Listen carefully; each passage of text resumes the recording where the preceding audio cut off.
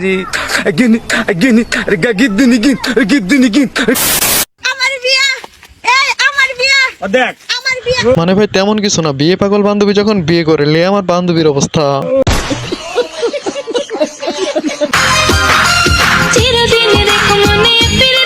আর এইদিকে অনেক কষ্টের পর একটা পাত্রী খুঁজে পাইছি, এটা আপনার কোন বন্ধুর বউ হতে পারে অবশ্যই একটু কমেন্টে জানিয়ে দিন।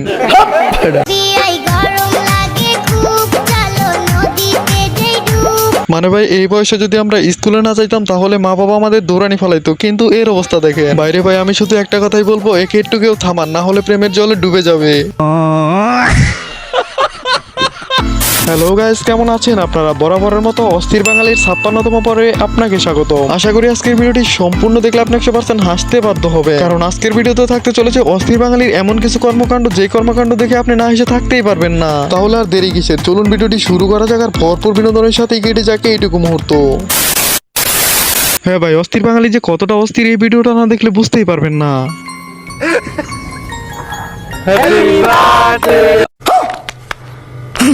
বাইরে ভাই এদের কাছে বাজেট ছিল না, যার কারণে দেখলেন তো এদের অবস্থা।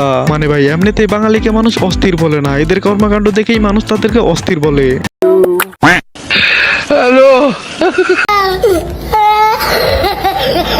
আর এইদিকে ভাই এই আপুটার একটু নাচার শখ হয়েছিল, যার কারণে একটু নাচতেছিল, কিন্তু এরকম হবে সেটা বুঝতে পারেনি।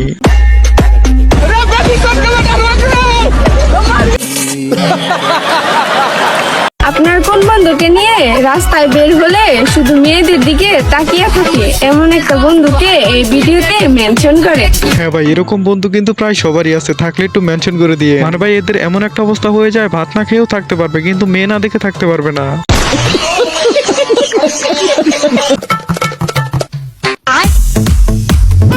মানে ভাই আমার গান পাগলা বন্ধু যখন অন্যের ধান লাগাতে চায়, লে আমার বন্ধুর অবস্থা বাইরে ভাই পুরা উড়াদুরা লাগাই দিচ্ছে, দেখলেন তো এদের অবস্থা।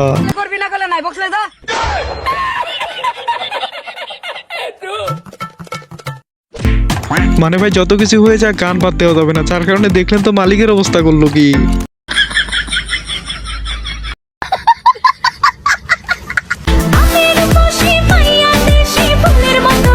হ্যাঁ ভাই, বাঙালির বুদ্ধি যে কোথায় কোথায় থাকে আমি তো সেটাই বুঝতে পারতেছি না। মানে ভাই দেখলেন তো কিভাবে তরমুজটা পুরো একটা ড্রেস বানায় ফেলছে।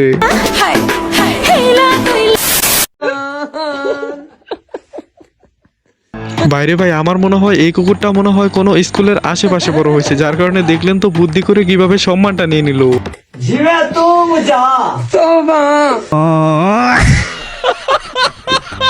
আর এখানে তো এরা তরমুজগুলো ভালোভাবেই গাড়িতে তুলছিল, কিন্তু তারপর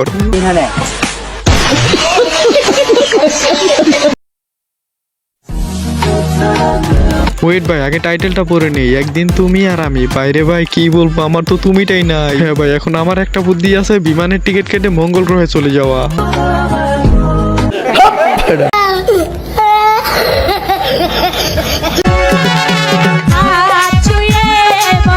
মানে ভাই তেমন কিছু না, পরিবারের চাপে যখন বন্ধু আমার হুজুর হয়, লে আমার বন্ধুর অবস্থা।